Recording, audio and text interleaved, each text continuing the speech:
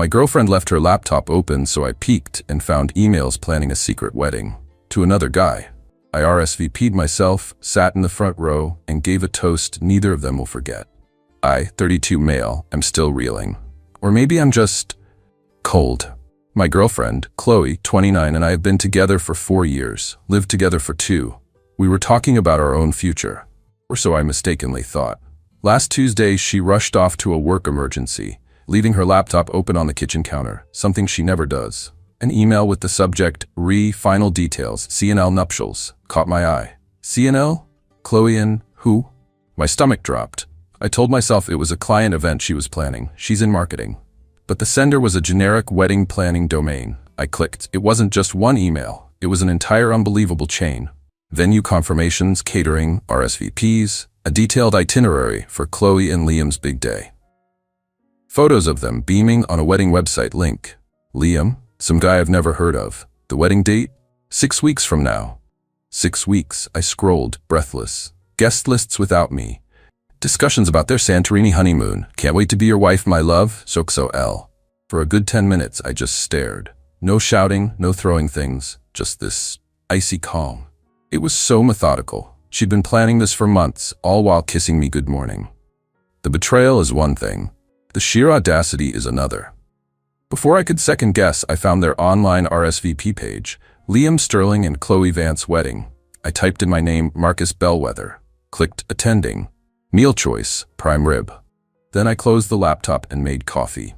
She came home an hour later, all smiles, kissed me, no idea I'd seen her secret life, asked how my day was. Quiet, I said. I haven't confronted her. I'm not going to. I'm going to that wedding. Front row. And when they ask if anyone has anything to say, or during the toasts, well, I've got plans. This isn't about a scene. It's about natural consequences. Is this insane? Probably. Going through with it? Absolutely. Stay tuned. Update. Quick update. Still haven't said a word to Chloe. 3 weeks since the discovery.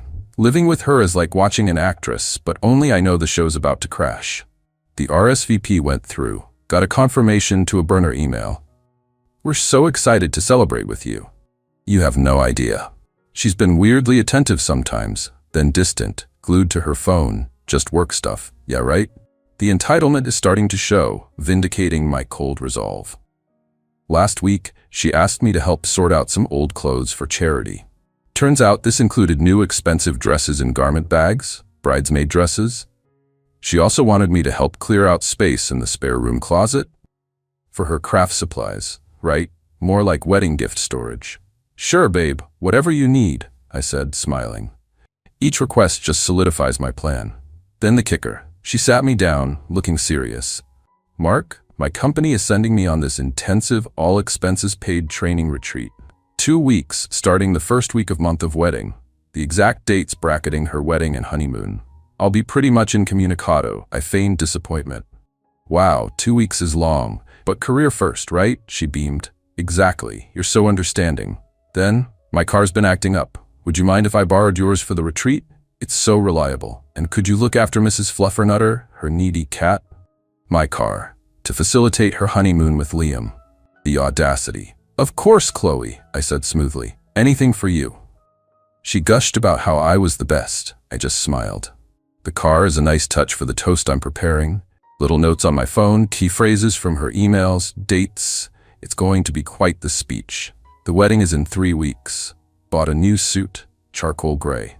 Sometimes, late at night, I feel a pang, an echo of the guy who loved her. But then I remember her cold, calculated betrayal, the smiling photos with Liam, her casual use of my life, and the ICE reforms. This isn't just cheating. It's profound disrespect. The assumption I'm an easily duped placeholder. She's wrong. Update. 1 week to go. CNL's big day. Chloe's entitlement has escalated. She's a whirlwind of barely concealed excitement and feigned work stress, constantly on her phone coordinating the big project launch, aka her wedding. Last weekend, she claimed a mandatory pre-retreat site visit with her boss. Gone all Saturday.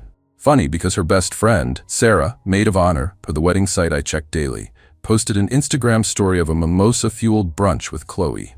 Tashed bride-to-be, hen's weekend. A bride-to-be sash visible. Deleted an hour later, but not before I screenshotted it. Gold. Then, the financial request. Babe, my paycheck was short, admin error, and I have unexpected course material fees for the retreat. Could you spot me $500? I know her pay is fine. This $500 is for last-minute wedding nonsense. I gave it to her. Cash. No problem, sweetie. The relief on her face was sickening. It's not the money, it's her belief she's entitled to my resources while screwing me over. My car is detailed, oil changed, ready for her retreat. Wouldn't want her and Liam stranded, would we? I had one moment of weakness. Saw an old photo of us, happy. Thought, maybe just confront her now. But then I imagined her crocodile tears, gaslighting, twisting it to be my fault for snooping. No, the public unveiling is better. It's for Liam too, assuming he's clueless as emails suggest and everyone she's lying to. My suit is pressed, toast points memorized. I even have a small gift bag, a beautifully printed copy of their initial secret email exchange, tied with a black ribbon, and my RSVP confirmation. This week is long. She's already talking about how much she'll miss me during her 2 weeks of intense learning. I'm just counting down. The calm is still there. Underneath, a hum of anticipation. Update, it's done. My part anyway. Wow. Wedding morning I woke early. Chloe slept, a picture of innocence. Around 9 a.m. she left for her retreat, dressed in athleisure, carry-on packed. Off to corporate bonding, she chirped. Love you. Love you too, I said evenly. Drive safe in my car. She grinned and left. Off to marry another man. In my car. The nerve. An hour later I suited up. Charcoal. Crisp white shirt, looked sharp. Felt like a well-dressed executioner. The venue was a fancy heritage building. I arrived as guests milled about. Ushers asked bride or groom. I smiled, friend of the happy couple, and made a beeline for the front. There was an empty seat in the second row, bride's side. An elderly lady next to me smiled. I nodded. Music, procession. Bridesmaids in hideous peach. Then Chloe. She looked stunning. That's the messed up part. For a split second, my brain glitched. Then reality crashed back. Radiant, beaming at Liam, who was blubbering at the altar. Pathetic. She didn't see me at first. Eyes locked on Liam. They went through the vows. To love and to cherish. I stifled a snort. Liam choked up. Chloe was a picture of bridal perfection. During the ring exchange, as Liam fumbled, Chloe's eyes scanned her side, passed over me, then snapped back. Her smile froze. Eyes widened, blood drained from her face, panic flickered. Liam, oblivious, was sliding the ring on. She forced the smile back, but it didn't reach her eyes. She kept darting terrified glances at me. I just sat there, calm, gave a small, imperceptible nod. Yep, it's me. She looked like she was going to be sick. The officiant pronounced them husband and wife. The kiss was awkward. Chloe was stiff. As they walked back up the aisle past me, her eyes were wide, pleading. Liam was just beaming. This was going better than hoped. Reception next. I heard open bar. Update. Okay, the update you've waited for. Reception in full swing. Chloe was a wreck, shooting panicked looks my way. I was chilling, sipping whiskey. Liam was a picture of dopey happiness. During dinner, Chloe approached, Liam trailing. Marcus? She hissed, strained smile for Liam. What are you doing here? Liam, you two know each other? Chloe, floundering. Oh, Marcus, from an old temp job. Liam, this is Marcus, an old colleague. I smiled. Chloe, Liam, congratulations. Reached into my suit jacket, brought a small gift. Her eyes widened. Liam, bless him, beamed. Speeches. Father of the bride, best man, maid of honor Sarah, who looked like she'd seen a ghost when she spotted me, she knew. Then DJ. Anyone else want to say a few words? I stood. I'd love to. A hush. Chloe looked faint. Liam curious. I walked to the mic. Hello everyone, I began smoothly. My name is Marcus Bellwether. I've known Chloe for over 4 years. In fact, until this morning, I considered myself her loving, committed boyfriend. Gasps. Murmurs.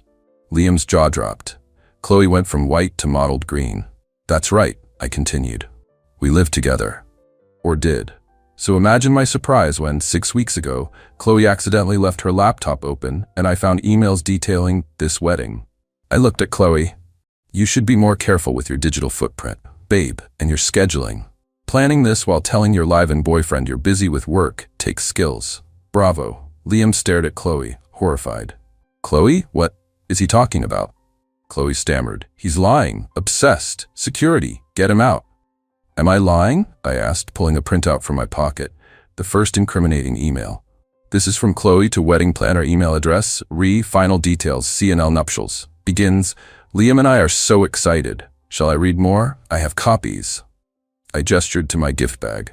Or perhaps the one where Chloe confirms her Santorini honeymoon with Liam while last week asking to borrow my car for her 2-week work retreat, covering those exact dates. She even asked me to look after her cat.